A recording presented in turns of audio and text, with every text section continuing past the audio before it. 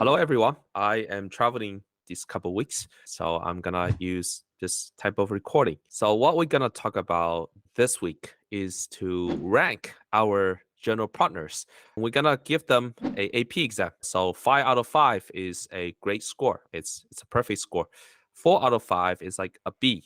3 out of 5 is like C, and then 2 out of 5 is like they fail, and then 1 out of 5 is something is really bad. The 5 attributes I'm thinking are communication, distributions, capital costs, especially relevant in today's market, responsiveness, and total returns. What does a 5 out of 5 look like for a general partner? A 5 out of 5 looks like they close, they send an email. After 6 months, they distribute their first distribution. No, I say 6 months. So distributing on the first month is not a 5.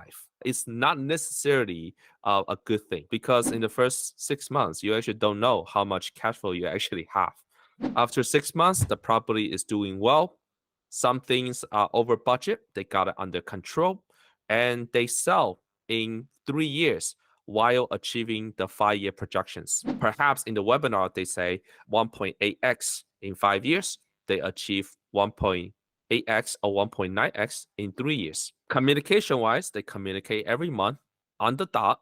They usually never miss a distribution, except maybe for anomalies like COVID.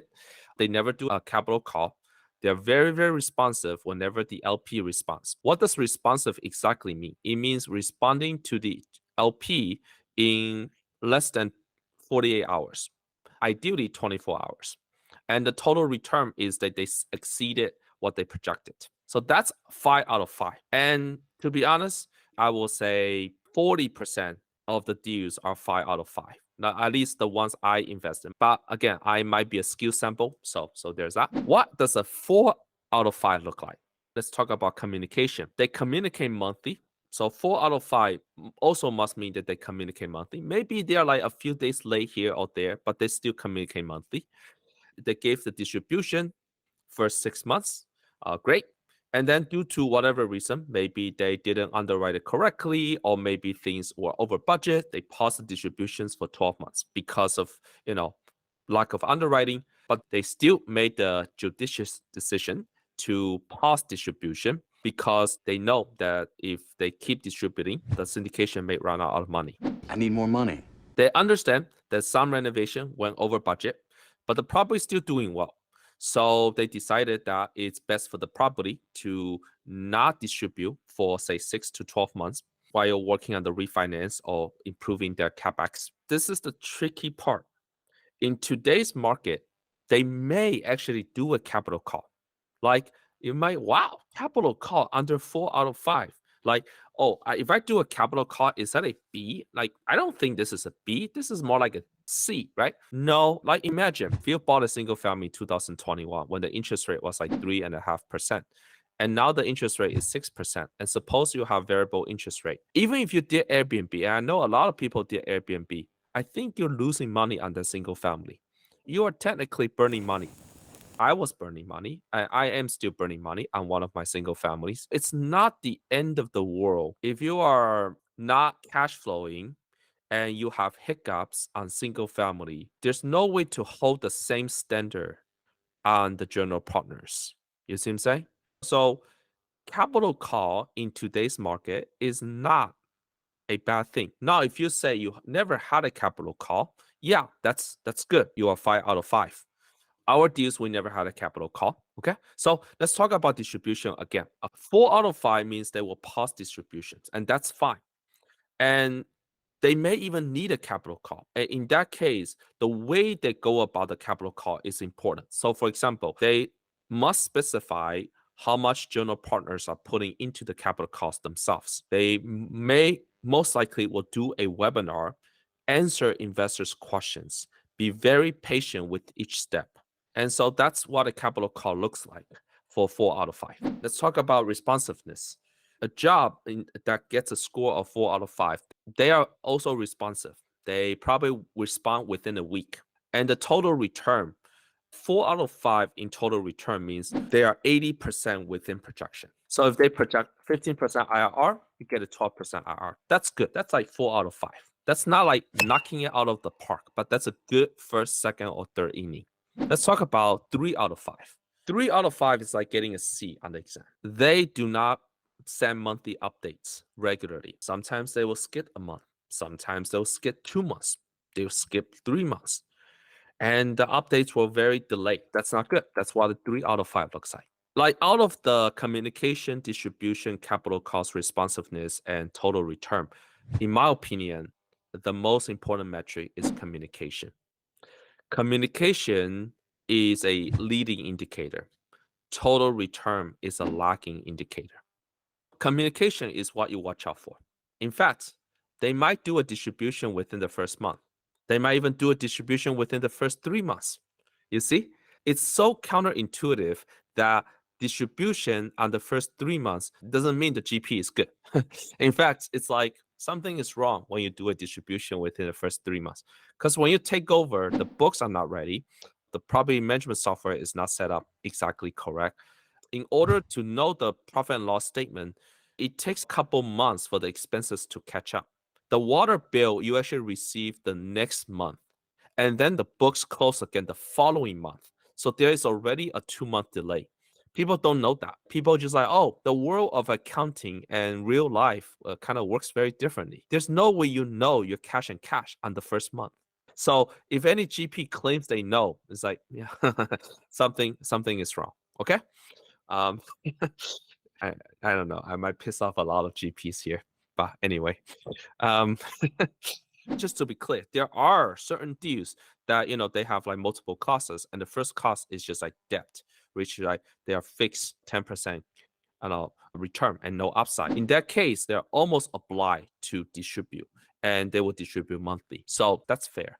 But if you are having an equity position and not necessarily like the fixed return position, the right way to do it is distribution after 6 months. Now, maybe distribution after 3 months. So as you can see, this is why investing is such a fascinating game. The observable fact can mean multiple things. Just because you get your distribution after first month of investing doesn't mean it's a good investment. Similarly, just because someone had a capital call doesn't mean it's a terrible investment. It's the way they communicate and the nuance of all those things. This is why you could argue that it's really hard to know who is really good, because when you buy a product from Amazon, once you take out the package, you kind of know whether it's good within 5-6 days or even instantly, and definitely for like restaurants and food. But investment is one of those things. It could drag out for many years, sometimes even decades. What's this 3 out of 5 look on capital cost? I think they might do a capital call, and they will not have conduct a webinar for the capital call. The GPs may not put any money into the capital call. The GP may also not really explain precisely what the capital call is for and what other venues have they tried to prevent a capital call. Whereas the 4 out of 5, it could be that general partner just give a interest-free loan to the property to avoid a capital call. And if they could not avoid it because they need a large amount of capital call, in that case, they also specify how much they are putting in. And then this is the incremental from the LPs. That's what 4 out of 5 looks like. 3 out of 5 doesn't explain that. They just like, I have a capital call. And you're like, what? Responsiveness is also a big problem for 3 out of 5. Now, 3 out of 5 responsiveness looks like they don't respond to you. They don't respond to you for a month. They're busy because they are doing other new deals. Total return is that they will still make money. And that's what maybe is what's 3 out of 5 than the 2 out of 5 and 1 out of 5 looks like. They will still be positive return. And they may be as good as your mutual fund or S&P. I actually will argue that, especially in the good times too. And in today's market, I think 3 out of 5 is like barely passing. But I think the judgment stake is if you ask the LP, would I invest with this person again? They probably like, nah, I didn't lose money, but I probably wouldn't do it again. This is not because the GP is good. That's just because real estate and this whole like syndication has this like added benefit that you cannot really lose money in apartments over a long haul, because rents have never decreased except for maybe 1 or 2 years. They plateau, but they never decrease. And The property price is a function of rent minus expenses. And expenses is proportional. And your mortgage is kept constant. In fact, the amount you owe on that mortgage is getting less and less in terms of purchasing power due to inflation. So at the end, you're like meant to make money. The whole industry is like built in terms of these buffers to make money. So that's why 3 out of 5 should make some money. Now, 2 out of 5, that's when it starts getting, sketchy. The communication is basically non-existent. Like we closed the deal and that's the last time you heard from them. Distribution, they might distribute within the first 3 months, even 6 months, but somehow they just kept getting less and less, or there's no distribution for long periods of time, or they have zero distributions ever since closing, and you don't know why. Capital costs is they just part of me that 2 out of 5 syndicators may not even do a capital call because they don't even know how to do a capital call. Yeah. Responsiveness is they are not responsive. By the way, with the communication, I want to mention about 2 out of 5. They might communicate actually, but it's very superficial. It's like the property is doing well. Don't worry about it. This is kind of funny because when we were doing the webinars, we never mentioned whether it's a monthly cadence communication or it's quarterly because we always assume that it's monthly. I thought that's just the norm. But investors always ask if the communication is monthly because that apparently was not the case across the industry. The lesson to the LPs is ask what's the monthly communication in the webinar. You can watch this video on what's the most important thing you can do today to get started as an LP. Then 2 out of 5 in terms of total return is negative 1 to 5% IRR. That's what I will say about 2 out of 5. Now we come to the worst thing that the GP can do, which is gets a score of 1 out of 5. In terms of communication, they may actually communicate, but they never communicate the most important things. You can read between the lines that this doesn't matter. It's not written by ChatGPT. I think ChatGPT will have written a better communication than they did. Distribution, they may have distribute some money on the first quarter. They may even have distribute on the first month. Capital costs, they are not doing a capital call because they are just not competent enough to do a capital call. The thing about capital call is that they need to have the foresight to know a capital call is necessary. You see what I'm saying? And 1 out of 5 is like they don't even know that this is like they just like, okay, I guess that's cool. I'm done. Without a capital call, they most likely got foreclosed on. Responsiveness. This is the funny part. They will not respond to your phone calls. They will not respond to your messages, but they will call you right back if you express interest in their new deal. It's crazy. Yeah. So be very careful with those general partners. Total return that deserves 1 out of 5 is you lose more than 50% of your money. And if I were to give another score, which is 0 out of 5, is you lose all of your money. Now, in that case, I don't think it's just a bad syndicator. I think that's because of fraud. I really think if you lose all your money, it's because of fraud. Now, you could paint a scenario, and which we'll talk about in a future video. You can paint a scenario in which you do an 85% LTV, bridge loan, no rate cap, and that's done 2 years ago. You did not perform your business plan, and the interest rate goes from 3.5 to 7%, and you don't have any rate cap to cap the interest rate, then yes, everyone's equity might get wiped out. But see, that's not 1 out of 5 because a general partner that realized that mistake, let's suppose there's this like too strategic for their own good general partner, try to optimize everything, but they realize their mistake, they learn really fast, they will do a capital call. And so that might become 3 out of 5. If you do a capital call, as long as the syndication survives, people will be breaking even most of the time. That's what I will say. Now, they may still lose money. So yeah, it could be 2 out of 5, 3 out of 5. So if you're 1 out of 5, you're like, yeah, it's really bad actually. What's the distribution?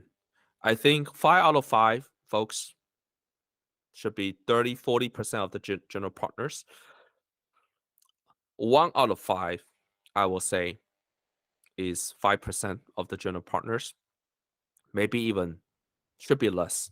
More like 1 out of 5 should be, I hope it's less than 1%, losing more than 50% of your money. Holy cow. 2 out of 5, I will say that's a good 10, 15% of the general partners. So not all deals make money. And I will say, you know, 10 to 15% of the deals don't make money. 3 out of the 5, I will say it's another 20, 30% of the deals. And then 4 out of 5, it's another 20, 30% of the deals. So you have 40, and then you have 25, 25. So that's 90. And then 10% belongs to the 2 out of 5 and 1 out of 5. So that's the distribution. Now, cash on marketplace. And in a couple of weeks, we're going to rename it and we're going to introduce Pallas. You can leave reviews with general partners. Pallas is an independent website that allows the LPs to create a transparent environment to invest with confidence. And people say it's like the Amazon for investing. And I like that statement. Thanks again for watching and happy investing.